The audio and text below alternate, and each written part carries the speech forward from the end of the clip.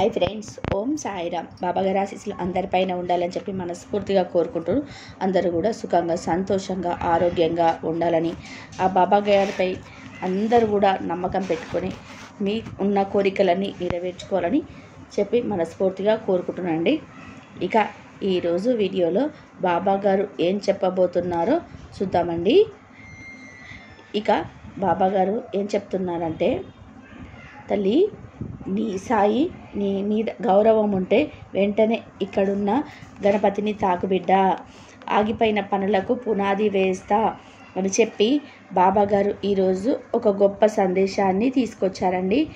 మనం ఎన్నో రోజులుగా ఒక పనిని అనుకుంటూ ఉంటాం, అది ఎప్పుడు కూడా వాయిదాల మీద వాయిదాలు పడుతూనే ఉంటాయి. కాబట్టి లేదంటే ఏదో ఒక సమస్య వలన ఆ పని అనేది ఆగిపోతూ ఉంటుంది. అలాంటి పనులు ఏమైనా ఉంటే, మన జీవితంలోనే ఏమైనా తీరని కోరిక గనక ఉంటే బాబాగారు తప్పకుండా తీరుస్తారు.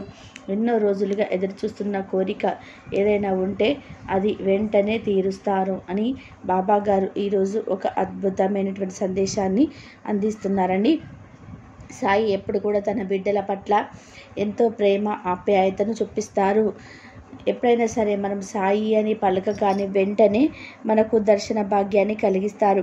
నిజంగా మీరు నమ్ముతారో లేరో, నమ్మకంతో ఏది ప్రయత్నం చేసినా కూడా అది విజయం సాధించగలదు.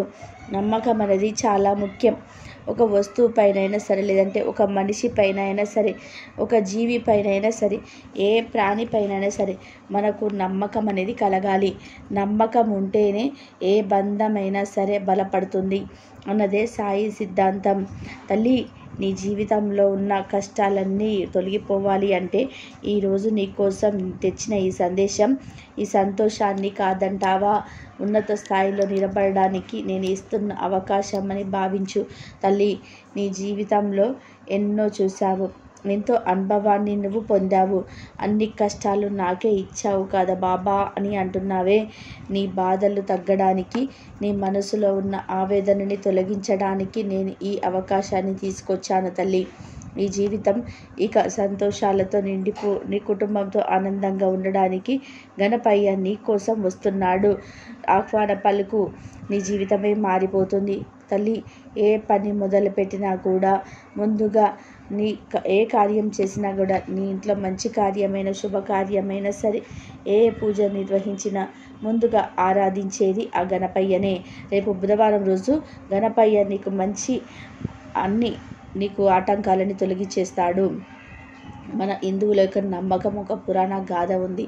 అందుకే గణపయ్యని ఎప్పుడు ఆరాధించినా కూడా నీ మనసులో ఒక సంకల్పంతో నువ్వు ఏదనుకొని చేసినా కూడా, ఒక చిన్న నమస్కారం వేసుకున్న, పరిపూర్ణమైన భక్తి శ్రద్ధతో నువ్వు ఏం పెట్టినా కూడా అంగీకరిస్తాడు గణపయ్య. కాబట్టి తల్లి, నీ ఇంట్లో ఎలాంటి ఆటంకాలు రాకుండా, నీ పిల్లల భవిష్యత్తు బాగుండాలన్నా కదా, నీ పిల్లలు పరీక్షల్లో మంచి మార్కులతో పాస్ అవ్వాలన్నా కూడాను, ఉద్యోగ ప్రయత్నం చేస్తున్నా కూడా, లేదంటే ఒక సంతానం కోసం మదన పడుతున్నా, నీ ఇంట్లో ఎలాంటి ఆటంకాలున్నా, ఎలాంటి సమస్య ఉన్నా, ఎలాంటి గొడవ ఉన్నా కూడా ఈరోజు నేను ఇస్తున్న ఈ సందేశాన్ని పూర్తిగా అంతం చేసుకో తల్లి. నీ ఇంట్లో ఎలాంటి చిక్కుముడులున్నా కూడా తొలగించడానికే గణపయ్య వస్తున్నాడు. ఈ గణపయ్య రూపంలో ఈ సాయినే అనుకో తల్లి. ఈ సాయి బిడ్డవు కాబట్టి ఏ జీవిలోనైనా సరే నిన్ను రావచ్చు, నీ ఇంటి తలుపు తట్టవచ్చు. కాబట్టి అందరిలోనూ నన్ను చూడు తల్లి. ఎప్పుడు కూడా నీ సంతోషమే నాకు కావాలి. నా నామాన్ని ప్రతి క్షణం ఉచ్చరిస్తూ ఉంటావు కదూ, అందుకోసమే నువ్వు తపన పడుతున్నావు. నీ కష్టాలని తొలగిపోవాలని మదన పడుతున్నావు. నీ బిడ్డల భవిష్యత్తు ఏమవుతుందో అని చెప్పి ఆలోచిస్తున్నావు. అన్నింటి నుండి శాశ్వత విముక్తి కలిగించడానికే నేను గణపయ్య రూపంలో వస్తాను తల్లి. క్షణం ఆలస్యం చేయకుండా ఏ జీవి రూపంలో వచ్చినా కూడా నీ సాయిని అని గుర్తించు. ఒక క్షణం నీ జీవితంలో అన్నిటిలోనూ మార్పు కనిపిస్తుంది. నువ్వు ఎదగడానికి నీకు దారి కనిపిస్తుంది. ఎక్కడైతే నువ్వు ఆగిపోయి కూర్చున్నావో ఆ బాధలన్నీ కూడా తీరిపోయి, అక్కడ నుండి నీ జీవితం మళ్ళీ సంతోషంగా మొదలు పెట్టవచ్చు. నీకు ఎలాంటి ఆటంకాలు లేకుండా నీ చుట్టూ కాపలాగా, రక్షణగా ఈ సాయి ఉంటాడు. నేను నిందల పాలు చేసి దూషించిన వాళ్ళందరికీ కూడా తగిన శిక్షని విధిస్తాడు. వారందరి గురించి నువ్వు మళ్ళీ మళ్ళీ ఆలోచిస్తూ ఏడ్చుకుంటూ కూర్చోకు తల్లి. ఎందుకంటే ఎవరు అన్న మాటలు తిరిగి వాళ్ళకే చెందుతాయి. అవి మనసులో పెట్టుకొని బాధపడుతూ ఉంటే ఈ అనారోగ్యమే దెబ్బతింటుంది. ఆ మాటలు నేను అనడం కాదు, ఈ దేహానికి ఒళ్ళలాగా ముళ్ళులాగా గుచ్చుకుంటున్నాయా? లేదు కదా తల్లి. ప్రతి మాట కూడా తిరిగి వారికే చెందుతుంది. ఒకవేళ ఆ మాటలు నిజమై ఈ తప్పే గనక ఉంటే నా బిడ్డల్ని క్షమించి వదిలేస్తాను. దానికి తగ్గ శిక్షను కూడా నేనే విధిస్తాను తల్లి. నువ్వు ఎలాంటి ఆలోచనలు పెట్టుకోవద్దు. అన్నింటిలోనూ విజయాలు సాధించడానికి నా బిడ్డలు ఎప్పుడు కూడా గర్వంగా ముందులా ఉండాలి. మీరెక్కడున్నా సరే భక్తి భావనతో నా వైపు మళ్ళితే నేను నీ భక్తి శ్రద్ధలను అనుసరించి రాత్రి మగలు నీ చెంతనే కాపలాగా ఉంటాను. సప్త సముద్రాలైనా సరే నువ్వెక్కడున్నా సరే నేను దాటి వచ్చి మరీ కూర్చుంటాను తల్లి. అందుకే నేను ఎప్పుడు నీతోనే ఉంటాను. కనీసం నేను సమాధి చెందినా కూడా నా ఎముకలైనా సరే నా బిడ్డల దగ్గర మాట్లాడతాయి. దానికి నువ్వు ఎలాంటి ఆలోచన పెట్టుకోవద్దు. కావలసింది శ్రద్ధ, సబూరి. ఎంత సహనంతో ఓర్చుకొని అణిగి మణిగి నీ పనులను నువ్వు శ్రద్ధను వహిస్తావో, నీ కర్తవ్యం నిర్వర్తిస్తూ వెళ్తావో అందులో నువ్వు అతి తొందరలో విజయం సాధిస్తావు. ధర్మం చేయడానికి ధనమును ఉపాయం చేయాలి. దాన్ని సొంత వరకు వాడుకొని అది వ్యర్థమే అవుతుంది. గత జన్మలో దాన ధర్మాలు చేసి ఉంటే కానీ ఈ జన్మలో నువ్వు అనుభవించలేవు. కాబట్టి ధనమును పొందాలని ఆశపడకు.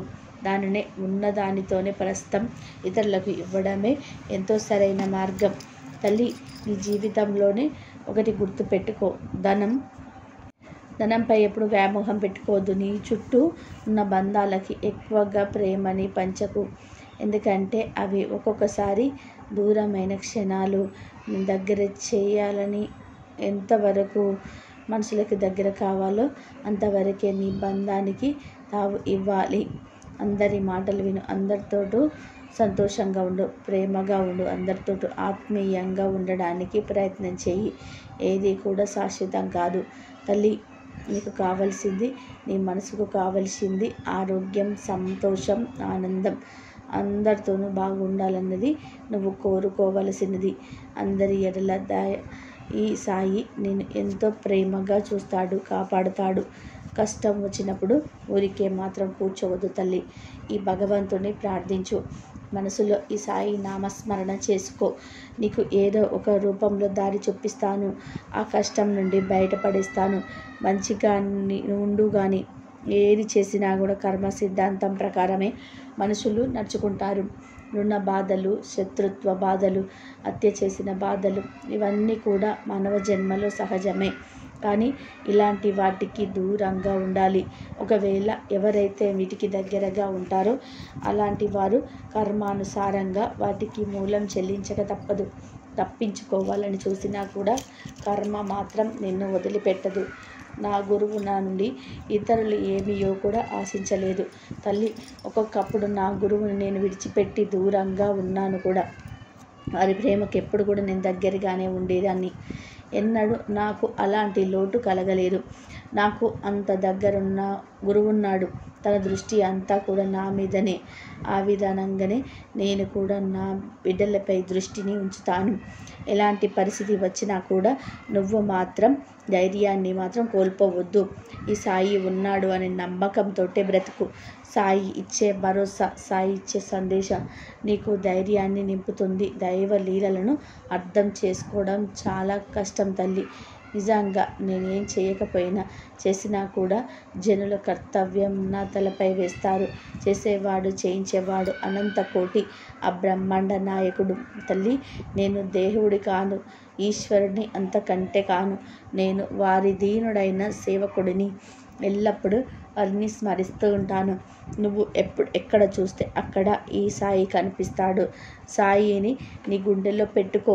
షిరిడికి నేను అందరినీ పిలుస్తాను, కానీ రావడానికి అందరూ సిద్ధంగా ఉండాలి కదా తల్లి. ఒక్కొక్కరికి ఒక్కొక్క సమస్య. ఆ సమస్యల నుండి బయటపడవేయడానికి నేనున్నది. తల్లి, తెలియక చేసిన తప్పుకి శిక్షని అనుభవించక తప్పదు. కాబట్టి ఒక్కొక్కసారి నీకు తెలియకుండానే ఎవరినైనా ఊరికే దూషించినా కూడా వెంటనే నాకు బాధ కలుగుతుంది. నువ్వు ఎవరితోనైనా మాట్లాడేటప్పుడు జాగ్రత్తగా మాట్లాడడం నేర్చుకో. ఎక్కడా కూడా ఎవరిని దూషించకు. ఈ సాయిని బాధ పెట్టిన దానివవుతావు. తల్లి, నీ సాయి మీద గౌరవం ఉంటే ఈరోజు వెంటనే గణపయ్యని తాకు అని చెప్పాను. ఇన్ని రోజులుగా మదన పడుతున్న నీ కోరిక, నీ బాధ మొత్తం తీర్చడానికే ఈ సాయి వచ్చాడు. గణపతి రూపంలో నీ ముందు వచ్చాడు. తల్లి, నీ పనులన్నీ ఇక వెంటనే జరిగిపోతాయి. ఆలస్యం చేయకుండా నీ చేతుల మీదుగా చేయవలసిన పనులను ముందుగా మొదలుపెట్టు. తల్లి, నీ ఇంట్లో గణపతి విగ్రహం ఎలాంటిదైనా పర్వాలేదు. ఆది దైవమైన ఆయనని వేడుకో. నీ సమస్య చెప్పుకో. బుధవారం నాడు ఆయన పాదాల దగ్గర కొద్దిగా గరకను పెట్టు. నీ సమస్య వెంటనే చల్లబడిపోతుంది, తొలగిపోతుంది. గణపతికి గరకంటే అంత ఇష్టం. ప్రతిరోజు నిత్యం ఆ గణపతికి కొద్దిగా గరికను సమర్పించండి. ఇలా గరికను పెడితే మీ ఇంట్లో ఉన్న ఆటంకాలు తొలగిపోతాయి.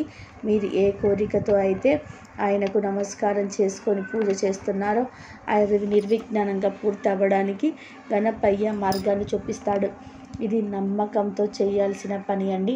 ఇది నా నమ్మకం. ఎందుకంటే గణపయ్యను ఆరాధిస్తే తప్పకుండా మీ ఇంట్లో విజయాలని కలుగుతాయి. ఎవరైనా సరే ఇలాంటి గణపయ్యని ఒక బహుమతి రూపంలో అందుకోండి. మీ ఇంట్లో ఒకవేళ ఉంటే కనుక మళ్ళీ తీసుకొని పని లేదు. ఒకవేళ లేకపోతేనే మీ ఫ్రెండ్స్ దగ్గర, మీ రిలేటివ్స్ దగ్గర బహుమతి రూపంలో అందుకోండి. ఇలా అందుకున్నట్లయితే తప్పకుండా మీ ఇంట్లో ఎలాంటి ఆటంకాలు లేకుండా ఉన్న దోషాలన్నీ తొలగిపోయి నిర్విజ్ఞానంగా మీ పనులన్నీ పూర్తయిపోతాయి. ఇలా ప్రతి ఒక్కరు కూడా ఒకసారి ప్రయత్నం చేసి చూడండి. కేవలం ఈ పరిహారం బుధవారం మాత్రమే కాకుండా సంకటహర చతుర్థి నాడు కూడా మీరు ప్రయత్నం చేయవచ్చు. సంకటహర చతుర్థి రోజు చేయొచ్చు, బుధవారం రోజు చేసుకోవచ్చు. ఈ విధంగా ఈ పరిహారాన్ని చేసుకోవచ్చు. రేపు బుధవారం ఈ పరిహారాన్ని చేసుకోండి. ఈ యొక్క మంత్రాన్ని 21 సారి నామజపం చేయండి. ఈరోజు రాత్రి పడుకునే లోపు ఈ సంకటహర చతుర్థి నాడు తప్పనిసరిగా ఈ శ్లోకాన్ని చెప్పుకుంటే మీకు ఎవరికైనా ఉద్యోగ సమస్యలు కానీ, ఆర్థిక సమస్యలు కానీ, మీ సమస్యలు చెప్పుకొని సంకల్పం చేసుకొని 21 సార్లు ఈ మంత్రాన్ని చెప్పుకోండి. ఓం గం గణపతే నమః అనే మంత్రాన్ని చెప్పుకుంటూ గరికని సమర్పించండి. బాబా గారు ఈరోజు చాలా అద్భుతమైనటువంటి సందేశాన్ని మనకు అందించారండి. ఈ నవధాన్యాలతో నిండి ఉన్న గణపయ్యని ఇంట్లో పెట్టుకొని ఎవరైతే పూజ చేస్తారో, నిత్యం ఆరాధిస్తారో అలాంటి వారి ఇంట్లో ఎప్పటికీ కష్టాలు అనేటివి ఉండవు. మరి ఈరోజు బాబా గారు అందించిన ఈ సందేశం మీ అందరికీ కూడా అర్థమైందని చెప్పి అనుకుంటాను. అర్థమైన వాళ్ళందరూ కూడా శ్రద్ధ సాబూరని కామెంట్ చేయండి. అలాగే ఈ వీడియోని అందరికీ అందేలాగా షేర్ చేయండి, లైక్ చేయండి. ఇంకా ఎవరైనా కొత్తగా చూస్తే మన ఛానల్ని సబ్స్క్రైబ్ చేసుకోండి. అందరూ బాగుండాలి, అందరిలో మనం ఉండాలి. సర్వేజన సుఖినో భవంతు.